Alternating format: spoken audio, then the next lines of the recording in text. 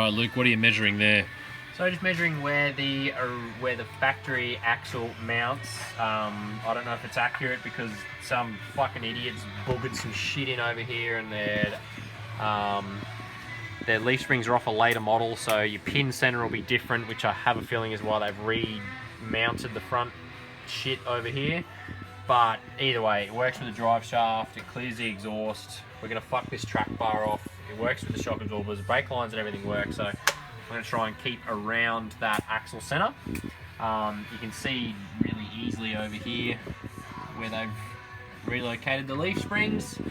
So from the edge of that cross member there, it's gonna be the same both sides. The front of the axle tube, we've got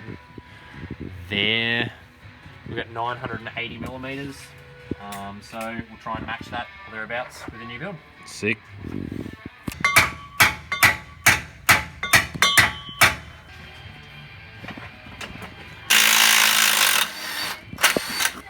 Properly distorted.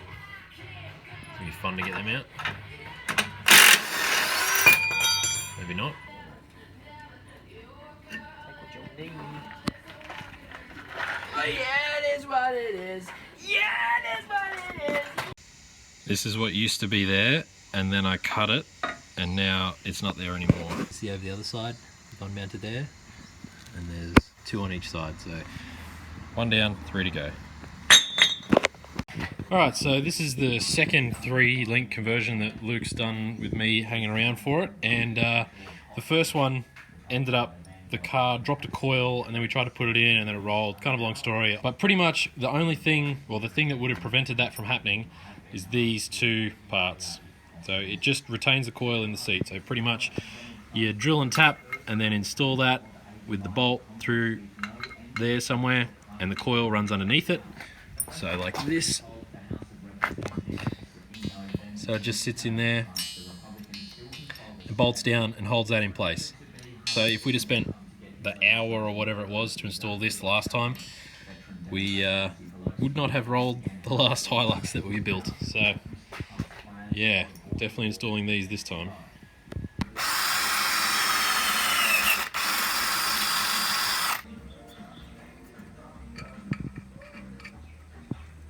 Stop it. Stop it right now. Bellissimo. So you're working out the output shaft angle? Yep. Output flange.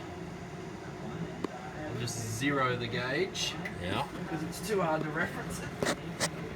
And then it's pretty much perfect right there. So what angle have you got, you reckon? Or you just zeroed both of them? Just zero them both into each other. Yep.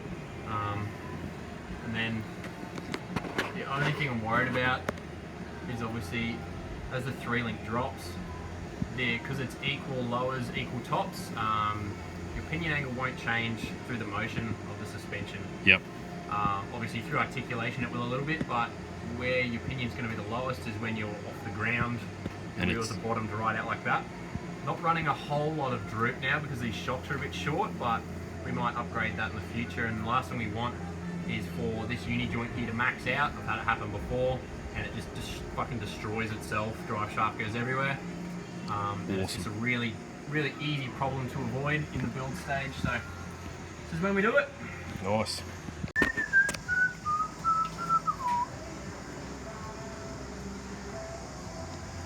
So these are your lower mounts, are they? These are the lowers, mate.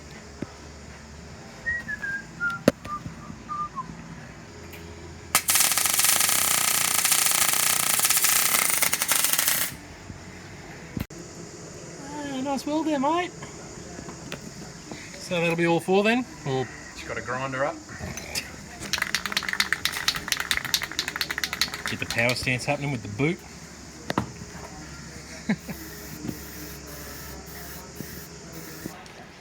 So I've linked Hiluxes a few times, and this horseshoe cross member in here isn't seam welded through there. So putting tabs on the back there like that, if you put decent force on them, those tabs will actually peel that cross member open, which sucks. I've done it on the trail and it's fucked. So what I'm going to do is I'm going to put another steel piece in from that cross member there and run it down into the horseshoe. So length of the car, it's quite strong there. I'm not really too worried about that. and then however much bend I put into that will determine my chassis end of the upper link, which is going to determine how the car dives or squats. So however much height I put into that, I haven't decided yet. We'll make that up on the road.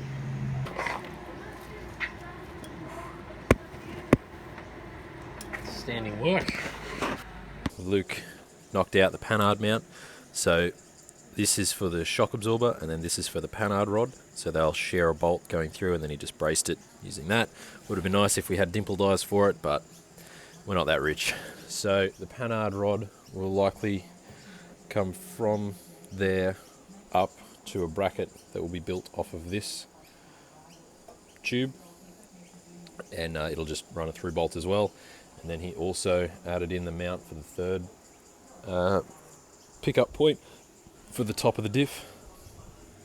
So it will come from there up to about here somewhere, and he's done the maths on this to work out exactly where it's placed, and then that's pretty much the entire setup done. So you can see we've got this spring in with the spring retainer on that side, and then this is just like a guide on this side. See it down there, so the spring is solid as a rock, like it moves the whole diff when I shake it, so it is not going anywhere. So as with any build, there are some revisions we would have made had we had more time, space and effort, but for now this will work relatively well, and yeah, we'll get it back together today and show you a test drive. Alright, so third link is in. Needs to be adjusted a little bit here to extend the length of it to get the pinion angle correct. Yeah, Chain is off, weight is on. car is sitting. So the only thing left to do is make the panhard rod mount for up here and put the shocks back in and do up a bolt or two. But yeah, that is working nicely. Perfect. So exciting. Yeah, but it's so essential to the satisfaction of the build. The amount of times I've done it for these shops. Yeah, it's a bit ridiculous. So once you reinstall the fuel tank, you may notice you need to trim down your bolt slightly. Just to the width of the nut is perfectly reasonable. Alright, so this is pretty much how it'll look.